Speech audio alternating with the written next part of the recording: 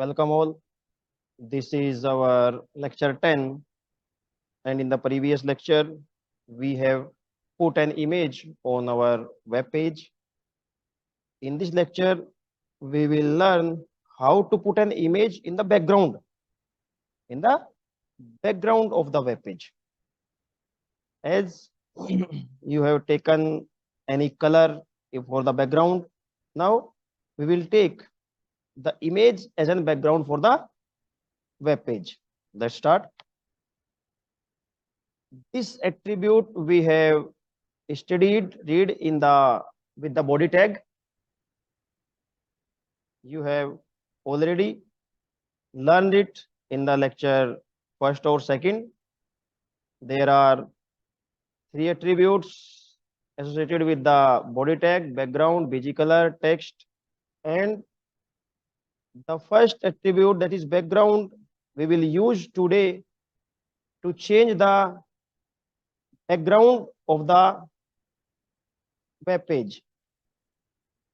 So let's take, and here is a note also, that the image file, that's the image file you are taking in the background, the relative path should be specified where the image.jpg or the file is exist, or the image file should be present in the current working directory.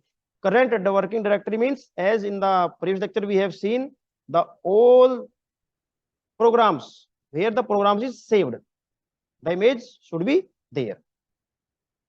So let's come to the experimental part.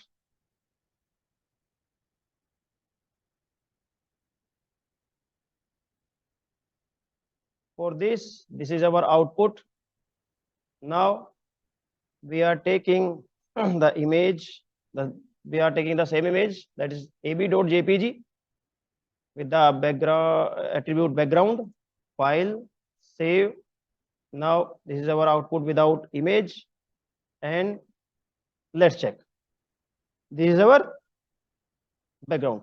The image will transfer to the background of the web page. The old text, or your text is here, is here.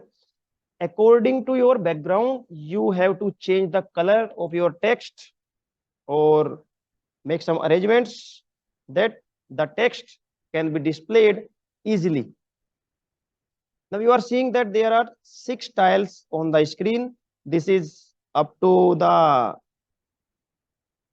screen resolution, and if you want that one single image will cover all the background, then you must set the width and height of the image. So this is all done for this lecture.